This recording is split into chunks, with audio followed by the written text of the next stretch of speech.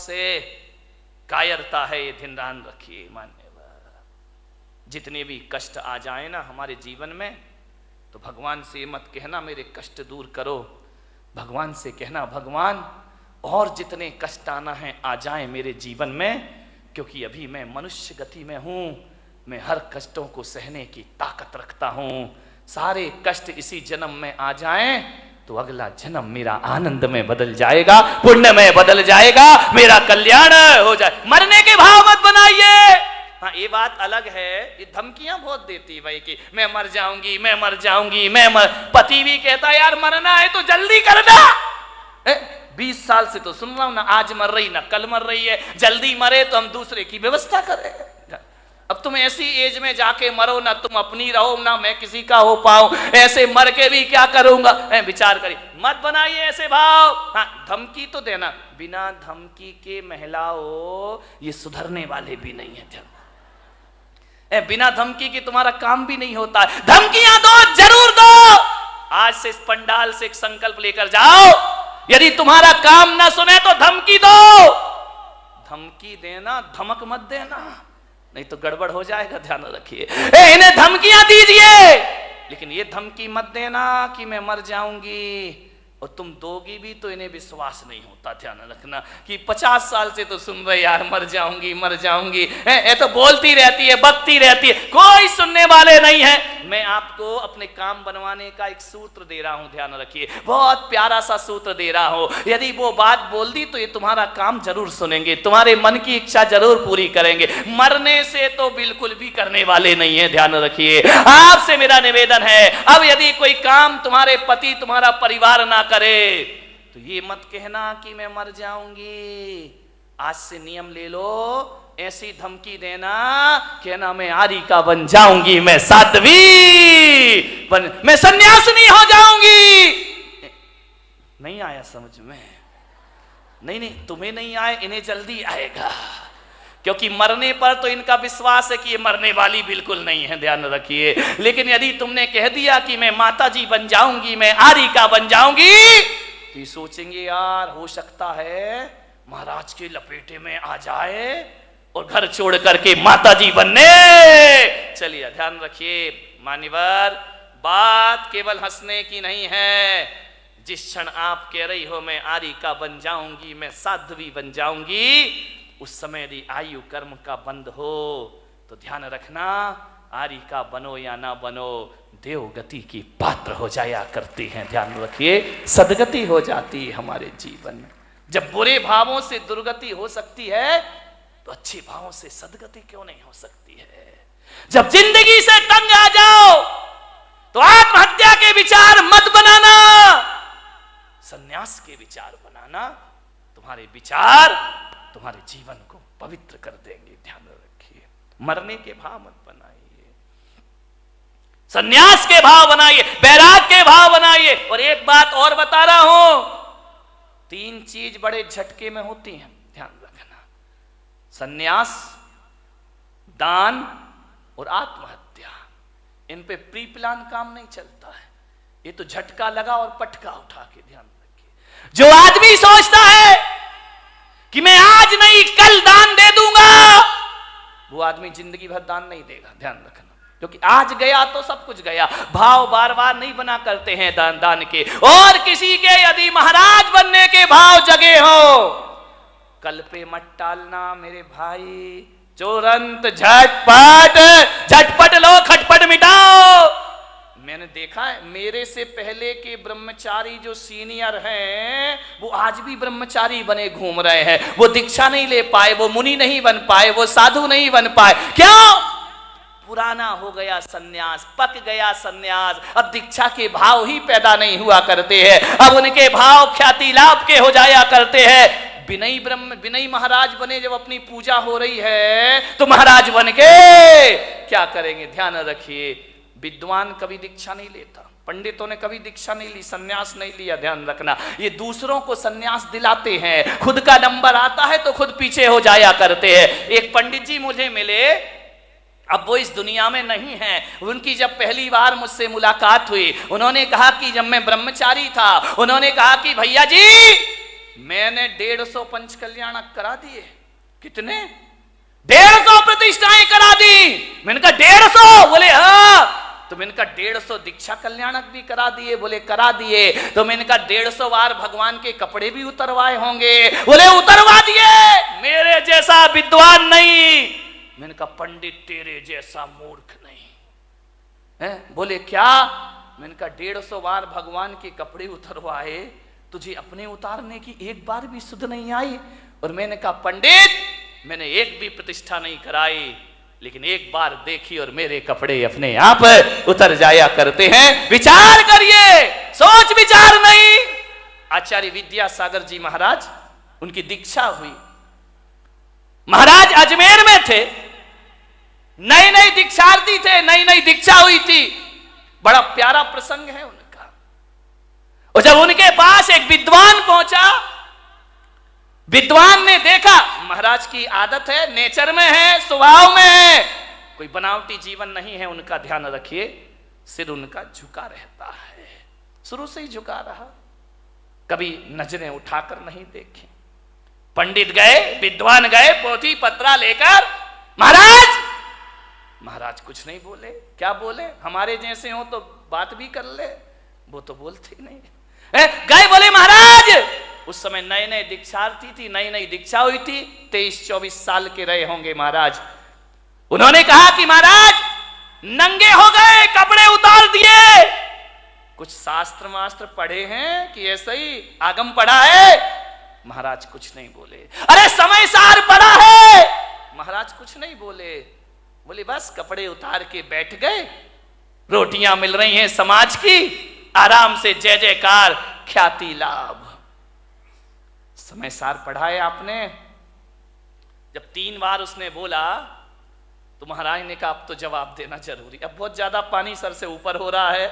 उन्होंने कहा बोलो पंडित जी, क्या बोलना चाहते हो, क्या पूछना चाहते हो? उन्होंने कहा समय सार पढ़ा है। महाराज ने कहा तुमने पढ़ा है? बोले हाँ। बोले कितनी बार? बोले 108 बार। बोले 108 बार समय सार पढ़ लिया? बोले पढ़ लिया। आचार्य श्री से पूछा आपने पढ़ा है? महाराज ने कहा पंडित जी हमने तो 108 बार नहीं पढ़ा है, हमने एक बार पढ़ा और कपड़े उतर गए, और तुम 108 बार पढ़ रहे हो और आज तक कपड़े उतारने की सुध नहीं आ, आज तक सन्यास की बात नहीं आ रही। क्या पढ़ा है तुमने? हमने एक बार पढ़ा और जिंदगी बदल गई।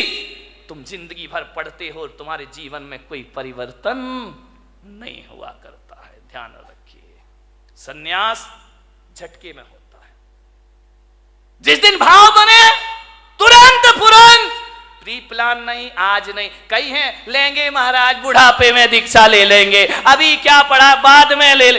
एक बच्चा मेरे पास आया, बोले महाराज मैं दीक्षा लेना चाहता हूं, आपके साथ चलूं? मैंने बच्चे को देखा, छोटा सा बच्चा था। बोले आपके साथ चलूं? मैंने कहा पक्का बता? बोले हाँ पक्का, मैं ब्रह्मचारी बनना चाहता हूं। बाजू में दादाजी खड़े थे 70 साल के। बोले महाराज इसकी बातों में मत आना। मैंने कहा क्यों, क्या हो गया? अरे बोले क्या पागलपन की बातें हैं, ये इतना सा बच्चा कह रहा कि सन्यास लूंगा, दे मत देना महाराज। मैंने कहा क्यों? बोले छोटा है।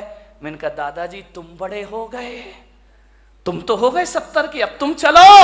बड़े जाते नहीं, छोटों को जाने नहीं देते, अब करें तो करें क्या, विचार करिए। पहले का वो जमाना था, एक सन्यास लेता था तो उसके साथ 4-4 हजार लोग दीक्षा ले लेते थे।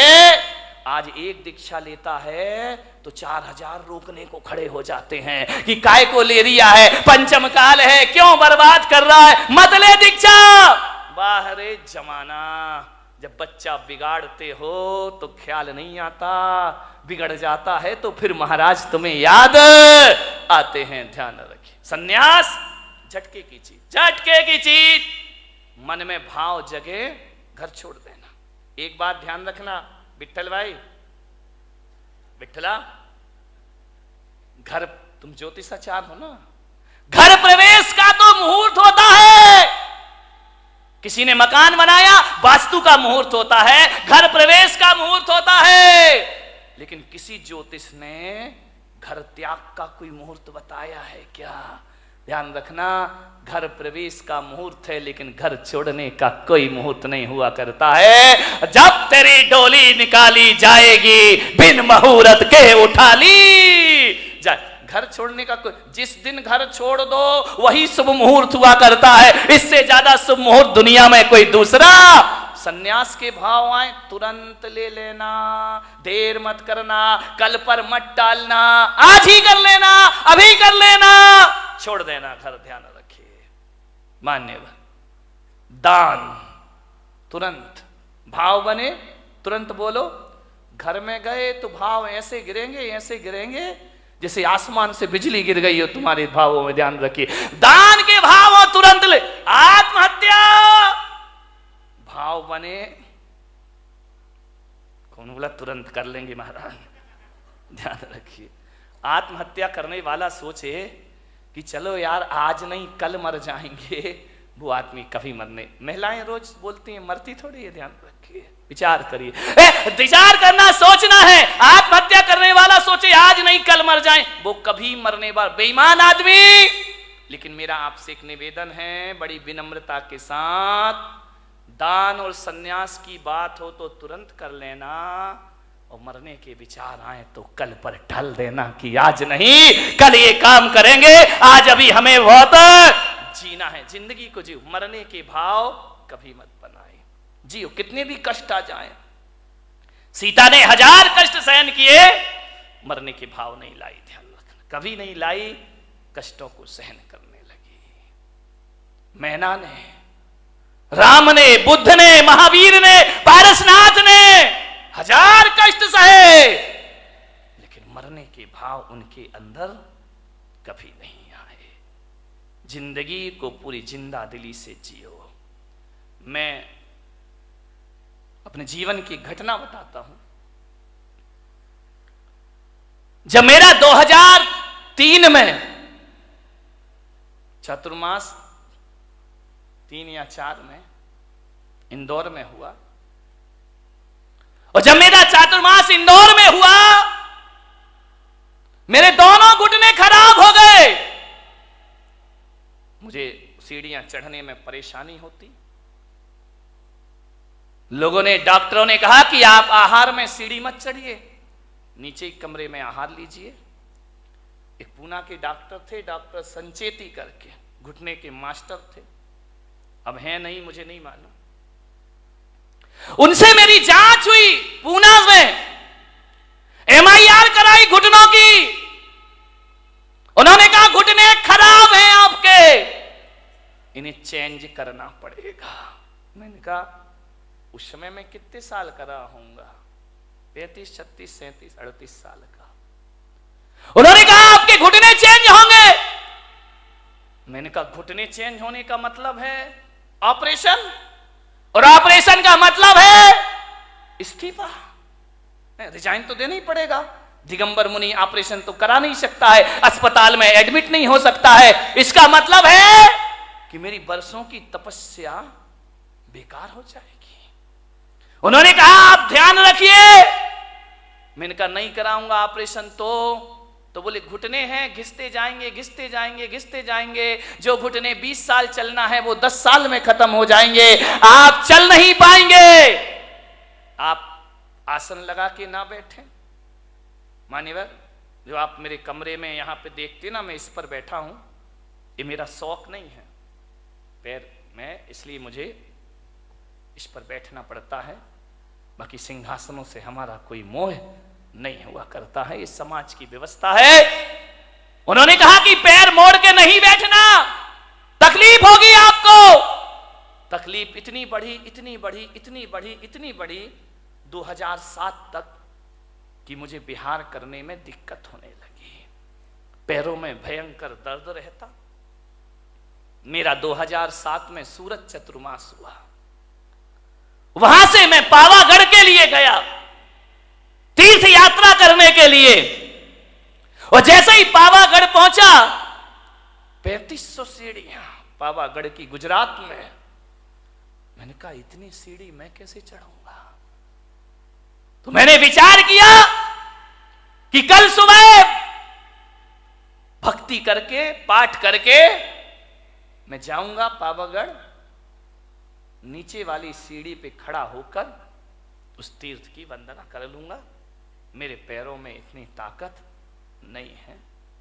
मैं गया, जैसे ही गया पहली सीढ़ी चढ़ा, मेरे भीतर से मन ने कहा जब लौटना नीचे ही से है तो 2 सीढ़ी और चढ़ लो, 3 और चढ़ लो, 10 चढ़ लो, जितनी चढ़ सको उतनी चढ़ो, वंदना का पुण्य अपने आप को प्राप्त होगा। मैं धीरे धीरे 10 सीढ़ी, 20 सीढ़ी, 25 सीढ़ी चढ़ा, यहां तक तो मैं चढ़ ही सकता था। मैं चढ़ा, मैंने कहा जहां तक बनेगा मैं चलूंगा। मैं गया, मैंने क्या देखा, एक छोटी सी बच्ची हाथ में चावल लिए, 5-6 साल की बालिका होगी, वो मेरे आगे आगे चल रही, मैं खड़ा हो गया।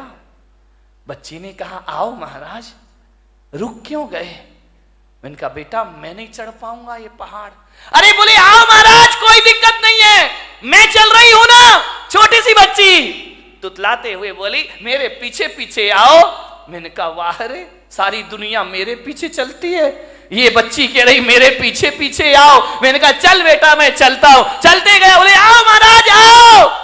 बच्ची हाँ खेलते खेलते सीढ़ियां चढ़ती गई, मेरे पीछे, मैं उसके पीछे पीछे चला गया। जैसे ही गया मेरे मन ने कहा कि बच्ची क्यों नहीं घबरा रही है 3500 सीढ़ियों से, मैं क्यों घबरा रहा हूं 3500 सीढ़ियों से। मैंने सोचा, चिंतन करते रहा चढ़ते चढ़ते। मैंने कहा मैं क्यों भयभीत हूं और ये क्यों भयभीत नहीं है।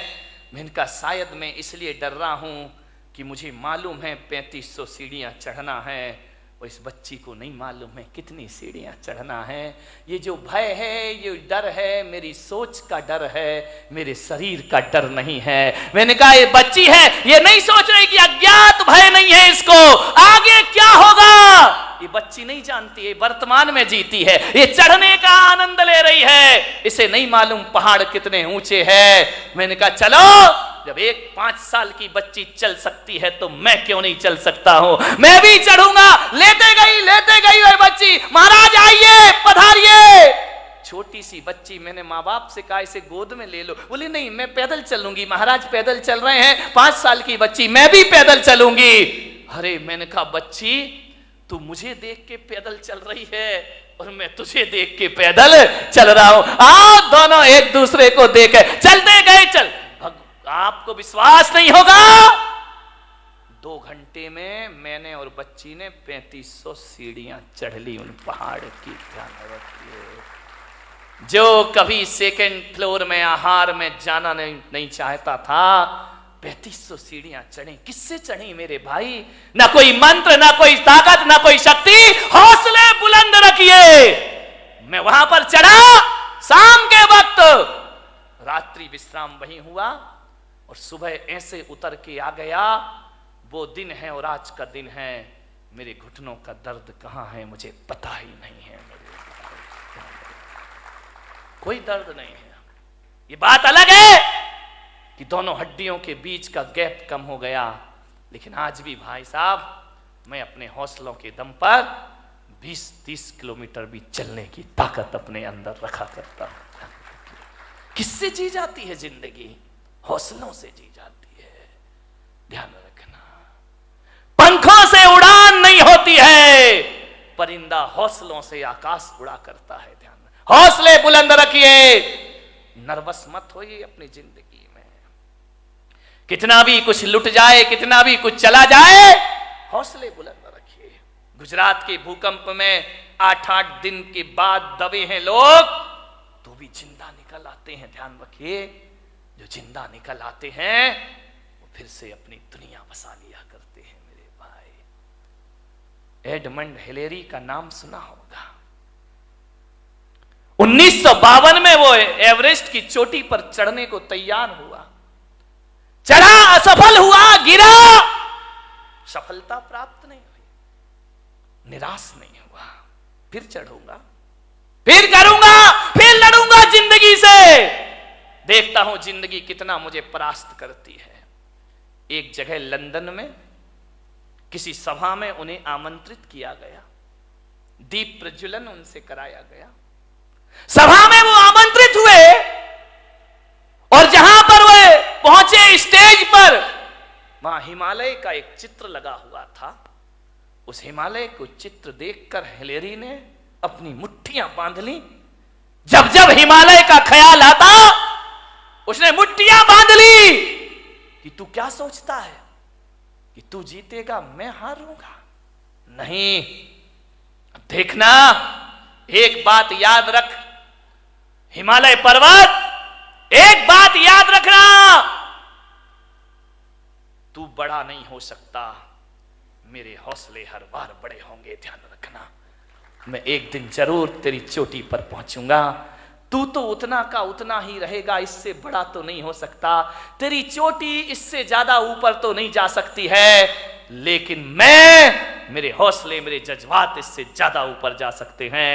और 29 मई 1953 को उसने हौसले में वो जान भरी कि एवरेस्ट की चोटी पर पहुंचने वाला पहले व्यक्ति का खिताब उसने प्राप्त कर लिया। मेरे भाई, आप क्या सोचते हैं कि हाथ पैरों से कुछ होता है? जिंदगी हौसलों से चला करती है।